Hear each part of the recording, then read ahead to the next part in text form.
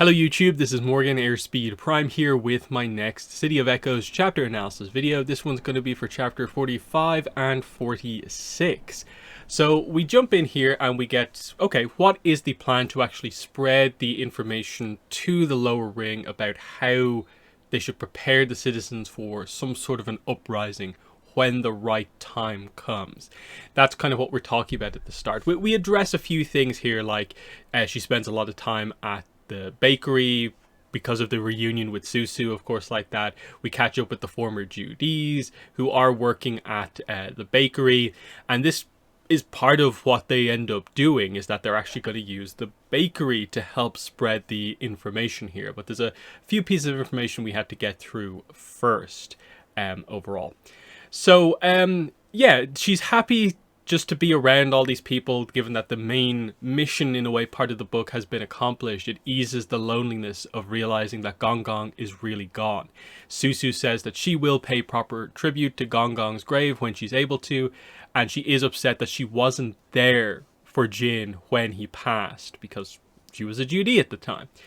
Then the message comes in from the leaders of the Silver Fangs about, you know, okay, we've got to do this now. Like, now is the time to spread the message because the time for the uprising is about to come. So yeah, we have to somehow send out the message without alerting the Fire Nation soldiers that they are still crawling over the city. So yeah, how do they do this? That's the whole idea here. We get an interesting detail here, is that there are rumors, apparently, that the Supreme Bureaucratic Administrator has been replaced by one of the Earth Kingdom nobility. They don't go into any more detail on this, but just, I suppose it's kind of something that makes sense to a certain degree, is that, like, sure, there's probably some high up Earth Kingdom person who's willing to be like, yeah, I'll happily, you know, side with you, Fire Nation, over this. But yeah, then we get a bit of an incident at the bakery. Fire Nation soldiers are buying stuff from the bakery, but they don't like it when they buy a...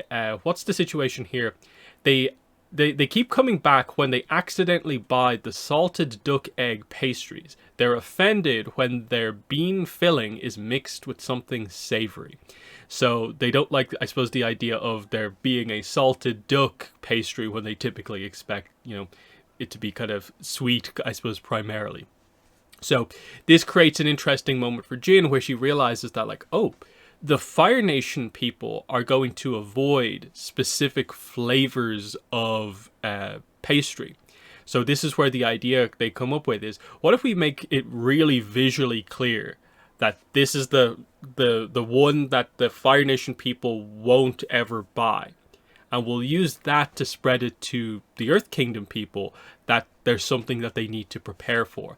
So that's what they do. She has to bring the entire kind of Wen family kind of in on this, but they're for the freedom of the city. Like, they're all in on this. So yeah, Jin gets to work doing some calligraphy stuff here. She writes on lots of messages to put into the pastries. When the comet lights up the sky, rise up. And there's this nice moment here bringing it all together, that even though her family is gone, she feels like her grandfather and parents are watching over her here as she uses, like, the skills she learned from Gong Gong to, you know, put the message into the kind of pastries here. This is going to be what kind of wins the day, basically. So then there's an interesting note here, like the question comes up, like, wait, how does anyone even know there's a comet coming? You know, it must be someone at the university who knows about this. What actually happens during the comet? They don't actually know until later on in the next chapter what it specifically means. And it speaks to the idea, if it feels kind of very obvious what it is, but actually other people might not know, because again, it only comes every 100 years, and typically, I guess, there isn't really incidents around the comet and the usage of it, so that would make sense. So yeah, what they do is they also put a White Lotus tile on the pastries as, like, another kind of hidden message to sort of, to almost communicate as well to people that this is something you should be interested in as an Earth Kingdom citizen, is you should get this to find out what the message is. This comes from Patron Wu, who passes on the message that the White Lotus will mean something to certain people in the Earth Kingdom, those who remember the old ways. Even Xuan cannot recall from his training with the Silver Fangs why these Paisho tiles have a significance. So that's an interesting detail in regards to, you know, the White Lotus always talks about the ancient ways, the old ways. So something, I suppose, maybe about the origin of the White Lotus relates to quite heavily to the Earth Kingdom, where a lot of people and families kind of have connections to it, and they know that there's something about it. It's significant. There's a kind of loyalty there that we should trust something if it's from the White Lotus type situation. So yeah, they eventually get all of this stuff done, and they kind of communicate this to people when they buy the special pastry, to be like, hey, eat this on your own and you'll be granted a good wish. It's, you know, filled with good fortune. And of course the Fire Nation are not going to buy this because it's kind of mixed, kind of savory and kind of sweet kind of pastry that they won't really like. So then we end the chapter 45 with Jin does her final delivery. She then goes to the fountain, the fire fountain, of course, and she's thinking about some things here, including the fact that the Fire Lord has proclaimed that he's going to be coming to Ba Sing Se on a royal flight with his airships to introduce the people to their new overlord. So after everything's done, Ozai is planning to come to Ba Sing Se to fully announce himself to, I suppose, his new territory. She begins to kind of notice that like the sky is beginning to sort of like darken. There's a tinge of red behind the cloud. The comet is on its way. It's not quite here yet, but it is on its way. She does note that the torches at the fire fountain are not lit, but she basically kind of splits her own pastry, which is one of the special ones, in half and eats it as she kind of says, you know, Mama, Baba, I tried my best to help watch over us. I know you're out there still. And this is suddenly when a Fire Nation soldier comes over to her, kind of puts their hand on Jin's shoulder and is just like, hello, little one, aren't you out a bit late for curfew? Now, it's a female soldier, as we kind of find out here. Jin knows that even though she's not fully in uniform, just from the kind of shape of her face and stuff like that, that she is Fire Nation. And this is the cliffhanger for this chapter. And interestingly, it's not really because Jin is actually in trouble, but it's more, what's the significance of this meeting with a Fire Nation soldier just prior to kind of everything beginning to kick off?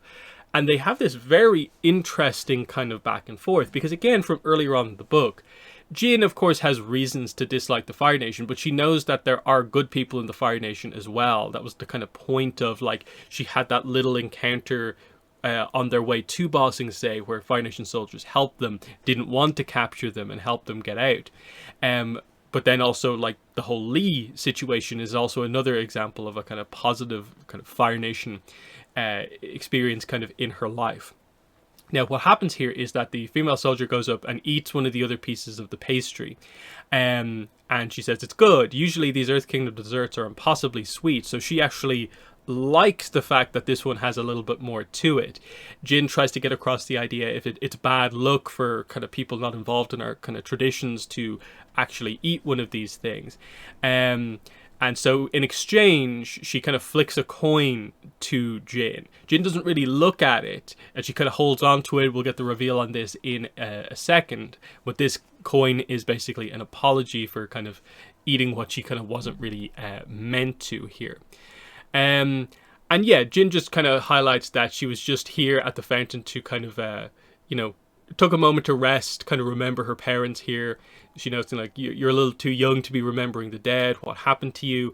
And Jin sort of just tightens her fist around the coin, kind of with the idea that, like, you happened, your people happened, the Fire Nation killed my family. And she just says it's a pretty place to remember them. Jin says it was nicer before the Fire Nation came in. The woman actually, like, right in front of Jin, just lights up the fountain with her fire bending. So this time she actually, like, sees it happen in front of her, and she does remember, of course, that this happened with Lee, effectively. Like when I kissed a stranger in the square who lit the torches for me too. He's gone now, somewhere in the upper ring to live out a better life. And apart from I think the very end chapter where we get a little bit of interesting kind of Zuko stuff, this is one of the only references that she really makes to the whole Lee situation after the date. Now, again, this is an example of like it doesn't obviously reference going home again, but it obviously doesn't like not reference it. So is it like, are they ignoring it, or is it just not deemed important enough of a scene to mention? But the idea is, of course, based on the wording there, that is clearly based off what manager Fung Pao said to her, which is that when she went back after the date to Pao's tea house, she was told that, oh, they've gone off to the upper ring. And there was the idea of like, oh, will I ever see him again? So from her perspective, she's like, to live out a better life, like she assumes basically. When in fact, she's actually met him again after the date, as in after he's been in the upper ring, because that's when the timing of this would have happened. And she doesn't seem to acknowledge that. So while it's not like an absolute clear-cut 100% direct retcon, I think it's hard to not interpret this scene as they didn't consider the Jin part of going home again. But again, they have referenced going home again in the Supreme Bureaucratic Administrator kind of detail, which is where that comic is where that detail comes from.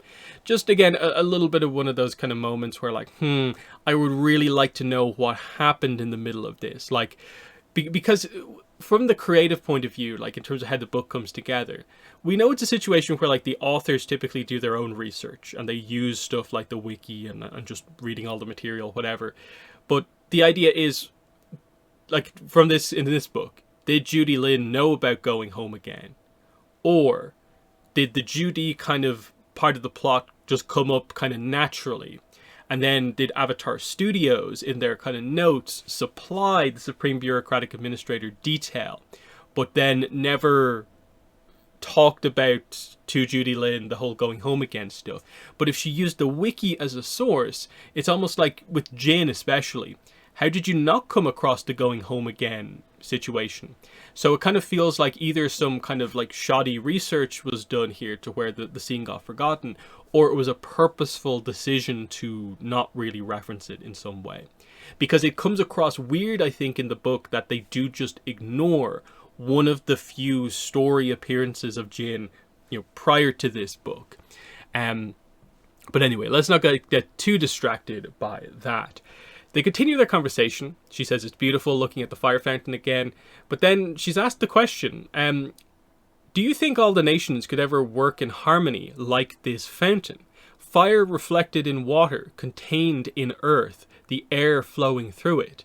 Jin says it was possible once, but perhaps not anymore, is the implication. And the soldier says, and it will be again. Life cannot exist when one of the elements is missing. We should remember that.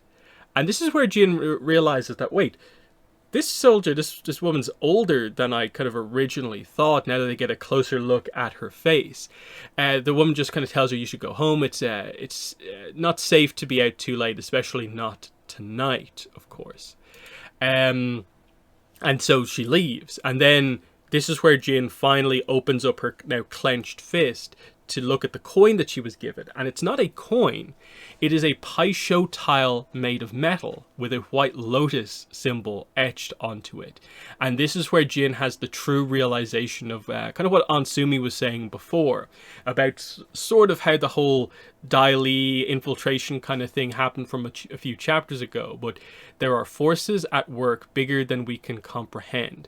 So the reveal is that Fire Nation soldier was also part of the White Lotus, so that there are people intertwined with the Fire Nation military, which we kind of know of, like deserters and stuff like that, in terms of like, Iroh, of course, Zhong, Che, but then that there are others, there must be others here, and others doing more of the direct kind of infiltration type plan where they're part of the Fire Nation military and then make their move at the kind of right moment. So it's this interesting thing where Jin now knows that, like, okay, they've got some people within their ranks to kind of, I suppose, assist us, and that's just interesting in terms of the Silver Fangs are a bigger thing than like we ever kind of thought they actually were.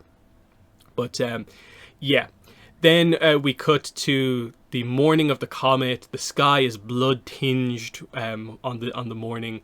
She and Smellerbee are kind of walking across the rooftops, just kind of scoping out the situation. The Fire Nation soldiers are on edge. They know something is coming, something is about to happen. They don't know the full details, of course, of the plan, but they just get a sense that, I guess, the people are preparing for something, that a fight is about to happen, basically. And yeah, we just kind of prepare everything here. Jin kind of reminds the Wens to stay inside today. Don't come out until we give the signal. Susu's going to stay behind, of course. She's not a fighter. So we get the kind of goodbye scenes of just like, nothing is allowed to happen to you. Okay. They all head out together. Schwen puts his guard, Len, in charge of kind of also guarding the bakery, which is a nice little detail to remember. Jin kind of highlighting her earthbending skills. Does raise some slabs of rock alongside the walls of the bakery to strengthen it from collapse. So she's gotten good enough now to make pretty big slabs of rock kind of come out of the ground. So that's a nice little detail there. So yeah, then they kind of make their way sort of into position here. They hide when they see a group of kind of Fire Nation guards. They then see like a Tundra tank come down the road. And this is where the comet, I suppose, properly activates. The clouds shift, the golden orb that is the comet streaks across the sky. They can see it. It's got a trail of flame behind it. And then they actually see what the comet does for the first time, which is that the second the soldiers sense this happening, the tanks start sending out like huge blasts of flame in every direction. And the soldiers do it as well. And they realize that, oh, this is what happens. The firebenders are empowered because of the comet. And Schwen realizes that they're going to raise Ba Sing Se to the ground. And now is time to fight back. This is now the moment because they have to defend their city from this. Otherwise, there might not be a city to defend. So the attack on Ba Sing Se is happening here. And interesting, of course, we're thinking in the background that the White Lotus attack on Ba Sing Se is also kind of coming in, because that's effectively what's happening, is that we're just seeing the two different sides of that. The show addresses the main White Lotus characters, and the main attack that we feel is the one that kind of wins the day. We'll get references to that. But then we also see this is what the people do, also rising up, because there's so many of them. The people outnumber the soldiers. And how big is it going to be when it actually all kicks off? And we have the next 2 chapters to kind of cover the kind of finale, effectively, to the book. But yes, that's been chapter 45 and 46. Mostly just some setup stuff before the action probably kicks off. But I do like the scene with the Fire Nation soldier and the reveal of like there's Order of the White Lotus people from the Fire Nation, and people who can think about the nations outside of just the Fire Nation. The reference to the idea that, like, the world is kind of missing something, with one of the elements not really present because of airbending not really being a thing anymore, apart from the Avatar, who at this point they all still think is dead, effectively. So interesting stuff overall. But let me know in the comments what your thoughts are on these chapters. But that's been the video. Thanks for watching, and bye.